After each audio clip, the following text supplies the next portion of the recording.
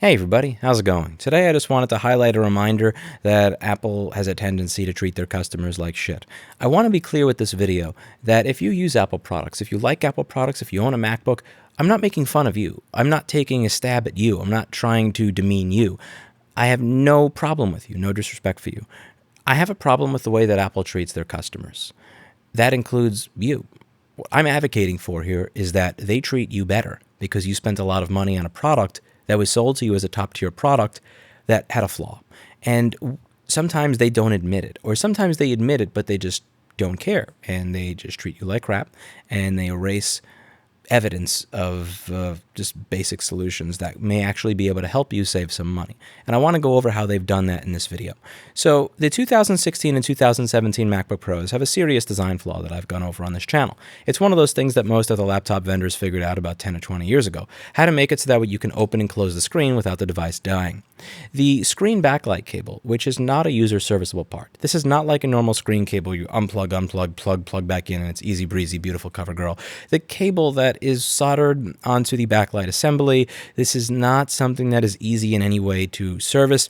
Often rubs against a portion of the machine because it's too short and eventually dies. What'll happen is you'll get stage lights on your screen, and then eventually you'll only be able to read it like this, but when you open the machine all the way, you'll get no backlight. This is something that I went over in this old video from about 2 or 3 years ago. So when I hit play, you could see the screen, but then when I open it up all the way, you're not able to see anything. As you open up the screen all the way, you can't see a thing. I think I blanked it out there because I accidentally showed their whole name for a moment, but you could try this. It's a very common problem. Now, most companies at some point are going to make a mistake. It is what it is. But it's how you deal with your mistakes that tends to define your reputation. And the way that they dealt with this, in my opinion, was pretty horrible. But you let me know if you think I'm being biased. I'm going to walk you through it. And then I'm also going to show you something that just showed up recently on their forum. So what they did is they released a warranty service program. So, they actually changed things from the time that I did this video. I said they provide no fix. They actually started providing a fix. If you have a MacBook Pro, either the A1708 model that does not have a touch bar or the A1706 that has a touch bar. If you have the 2016 model, they will fix it for free under this extended warranty program. So why am I complaining? Well, they did the exact same thing for the 15-inch, which is not covered by this. They also did the same thing for the 13 and 15-inch from 2017. It's the exact same display assembly. That cable is the exact same length. It has the exact same design flaw. These display assemblies are virtually indistinguishable from one another between the 2016 and 2017 models. However, they are only covering you if you have a 2016 model, meaning they've admitted to the design flaw. Further, they have fixed that design flaw in 2018. In this video over here, where the thumbnail tells me what I think that they're doing to their users, and it says Apple will never change, I highlight a picture from iFixit. Now, on the right, you can see the 2016 and 2017 cable, which is short. On the left, you can see the 2018 cable, which is longer. So, Apple fixed the design issue. They changed the size of the cable. Why would you do that if there wasn't a problem? B, they released an extended warranty program. So they're admitting that the cable being too short is a problem. So they've admitted that their design had a problem. They fixed it in a newer version. So you know that someone in the engineering team said, oh crap, we made that too short. Let's make it a little longer. Yet they won't cover the 2017 model or the 15-inch 2016 model. I want you to think about this for a moment.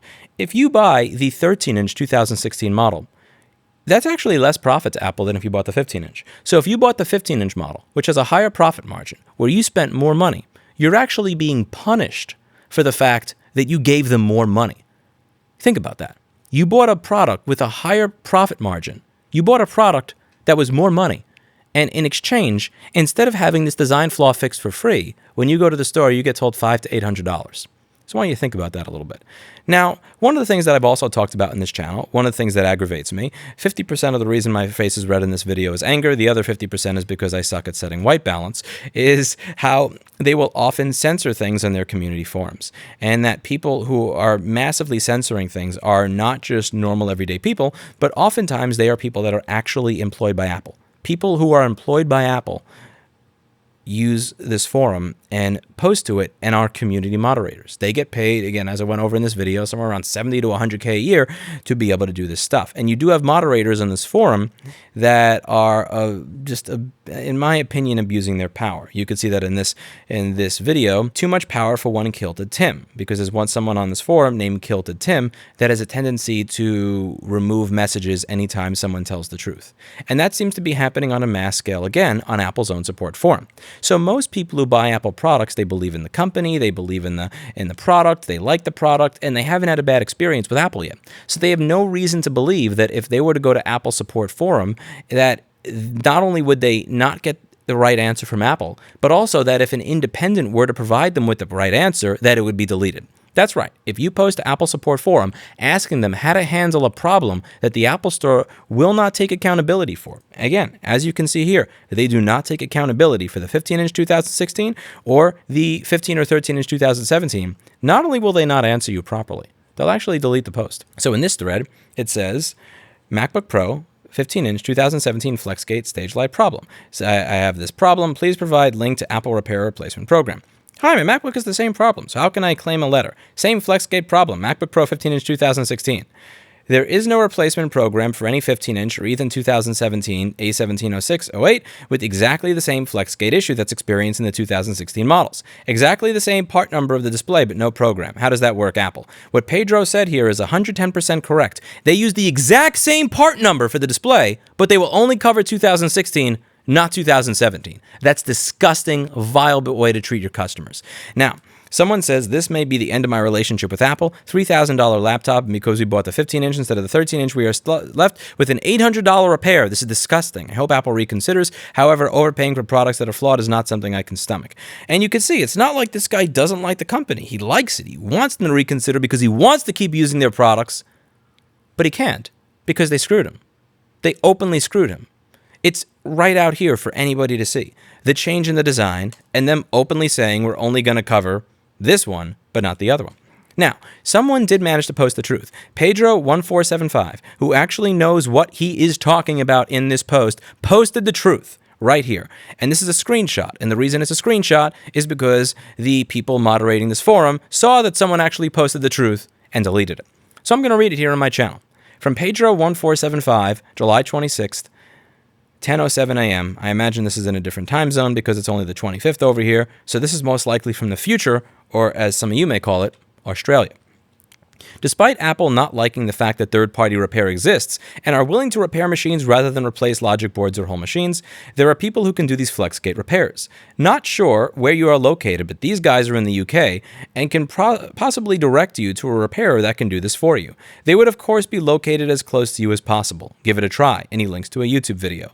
No such thing as free speech here at times, so I do not expect this post to last more than a few minutes. He did not expect this post to last more than a few minutes, and as you can see, it didn't, because it got deleted. Now, why did his post get deleted? His post got deleted because he told the truth. He linked to a video where someone is showing you how to actually repair this problem, not charge you $800 to swap out your display assembly with another display assembly that has the exact same problem, but how to actually fix it so it doesn't happen again while paying way less money. They can't have their customers knowing the truth. Why? Why does it have to be this way? I'm not trying to hate on people that bought their products. I understand that you looked across the landscape and said, most of my customers use Logic for music production, or most of the people that bring things to me, so I need a computer that uses Logic. Fine, I respect it. I need to be able to use Final Cut Pro. Fine, I respect it.